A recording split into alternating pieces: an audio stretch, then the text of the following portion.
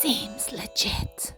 Hey Legitimates, welcome back. Today I am making a Christmas gift for someone with my longer Ray 5 10-watt laser, but we've now got air assist, which makes everything just cut a little bit nicer in my opinion. I'm also mixing up some dye, some like wood stain all by myself, and we're turning this into a hangable work of art. So let's go. Alright, so we are going to install the pump. So the first thing I did was add the tubing onto the end here, and then on the other end of the tubing I've attached the silver part. So now we need to change up the machine. So I'm going to push this across and hopefully you can see.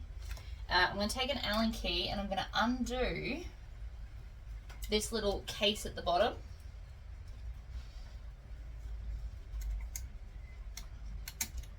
Got to take them all the way out, like so. So that's one on one side. The same is on the other side. Ah. Lefty loosey, righty tighty. These are done up very tight.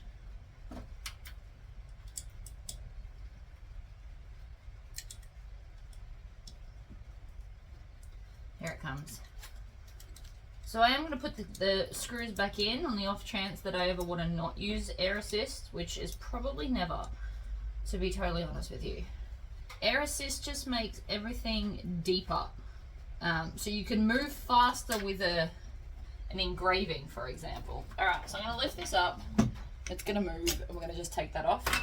And so now we've got, this is the lens. I'm going to check and see if mine's clean. If it's not, I like to use, oh, it's not. Okay, so I like to use either lens cleaners for glasses. You can buy packs of them from shops, Safeway, Woolworths, stuff like that. You can get little, like, basically like little wet wipes for your glasses. Or you can just use alcohol on a swab. So let me get some of that. Alright, so I've put a little bit of alcohol, rubbing alcohol on here, and then I'm just going to clean up the lens. It's actually not so bad, but better to do it now than not at all. Oh, happy days. Pop that in the bin. So now we're just going to screw this on. So it just screws into the front of the lens like so, and then you just need to worry about where you want this sticking out. So I'm going to have mine that way because that's where it's tightest, but you could also have it to the front or to the side. I'm going to have mine there. So we're going to put this aside. You don't throw things out. I also probably should put, these aren't actually holding anything, but to avoid losing them, screw them back in. I'll do it in a second, hold up. I'm just popping in the second one now. You get the idea, you just put it in.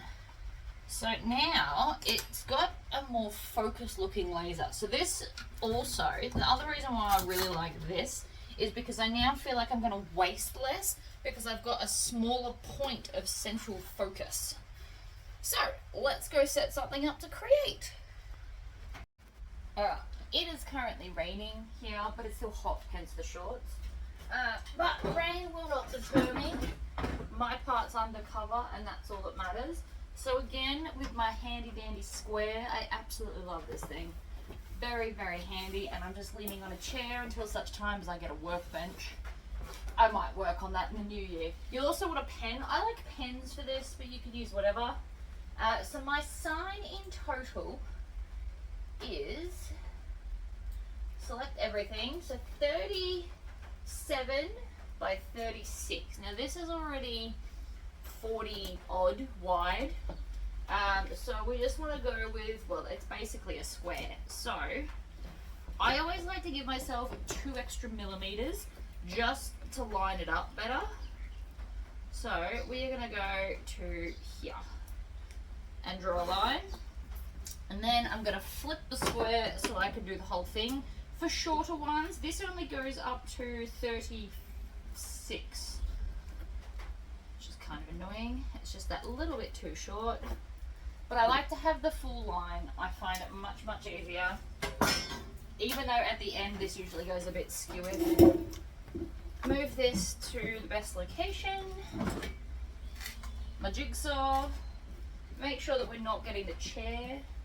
I turn the volume down for this bit because otherwise it's just a little bit too loud. Alright, I have plugged this in, and now we just need to attach it to here. So I'm just going to pop it here. Now you might want to use some cable ties to kind of attach this so that it stays out of the way, but I'm hoping for the most part we should be fine. So now we just need to frame. Okay, hold on. Stop. I've got it from user position. So that means that I manually move this to the corner and then I frame. Oh. Up. So I'm just making sure that the nozzle part is going to be in line. That's pretty much all I'm doing.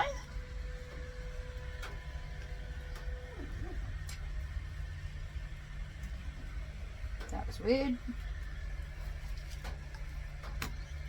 Let's try that again. My mouse is not working. Oh.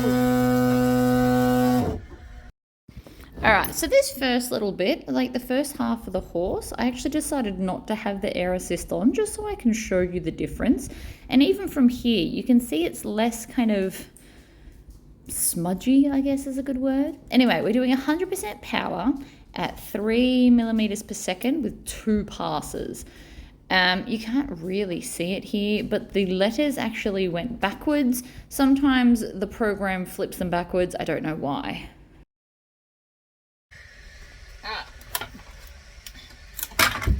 So you can see here where I use the air assist versus where I didn't. Where I didn't is going to be a little bit more stubborn. Whereas where I did, it comes out much, much easier. Yes, the letters went backwards, but that's not the end of the world because we're sticking them on. And they come out quite easy. Turn that off, you don't need that on. So I can just flip them over and we still get the same letters.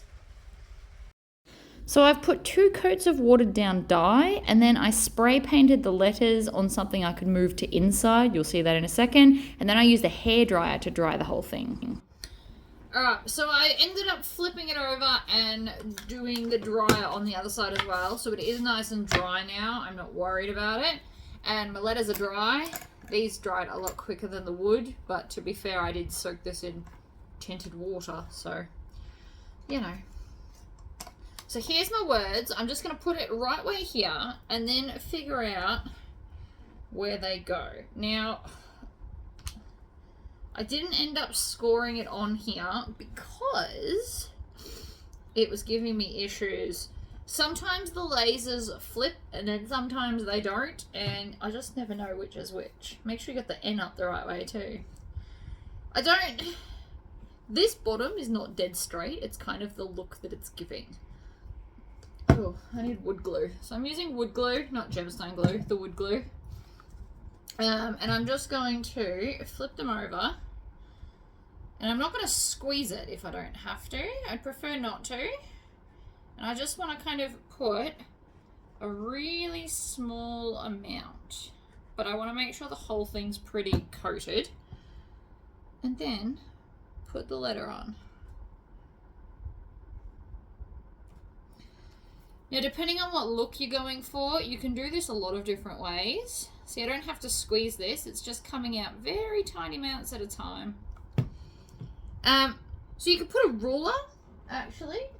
So one option is grab a ruler and then put this like that. And then you just butt them up against the bottom of it. Might seem silly, but everything will perfectly line up to this line, whatever this line is.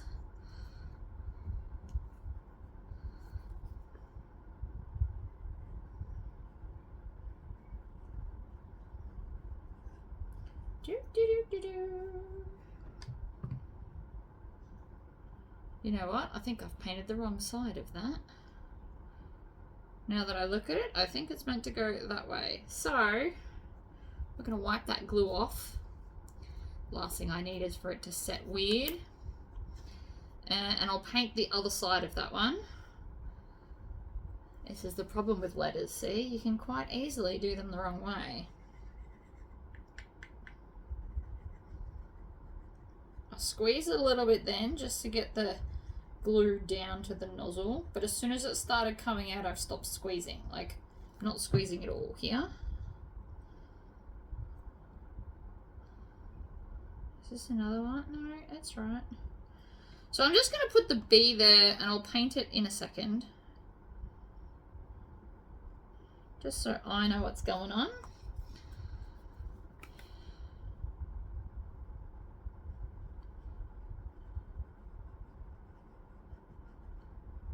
You don't want a lot of glue because you don't want it to ooze out, but you don't want to do so little glue that it's not going to work either.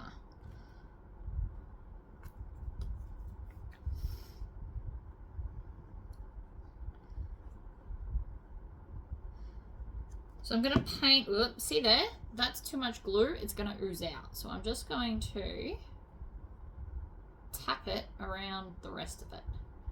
You can also use a sponge or a paintbrush or whatever is your choice of poison to put these on. Alright, you'll let that dry. Now, again, you can heat it up and quicken it up with this, but I'm going to also go and paint this and then let this dry, and then I'll stick that one on as well, and then we just need to have some form of an attachment. Alright, the letters are all dry, and it looks amazing. So now we're just going to flip it over, and I have these. They're like little picture triangles. Very, very cute. So I figure I'll just put one in the center like that. It looks about the center of the weight. Maybe I'm just holding it in the air to try and figure that out. That one. So the center weight is here, and I can do that by just pinching it and then see if it kind of turns one way or the other. I'm going to be using liquid nails. This is my favorite glue for things like this. So I'm just going to put a decent blob. This is not the neatest, obviously. And then I'm just kind of going to make sure it coats everywhere. And I've just realized I need it to be down a little bit. I don't want to see it popping out the top. So like that. And you can see I'm just kind of encasing it. This is not the neatest way to do it, obviously. But that should be enough that it will hang. Now, this stuff is quite gel-like, so it's not going to move, but it will need a few hours to cure or dry. 24 hours before it hangs would be best. I've got it all over my hands. I will be washing my hands after this. But, there you go. Better. It is now pretty much done. Super cute. I like the brown that it's got. It's got like a nice tan. You could obviously just mix a little bit more of the dye to make it a bit darker, but I'm actually quite happy with the color that it is. So that is all ready for a gift for tonight. Pretty simple, pretty awesome, and cut really well once we turned on the air assist. So there you go, guys. I will see you next time.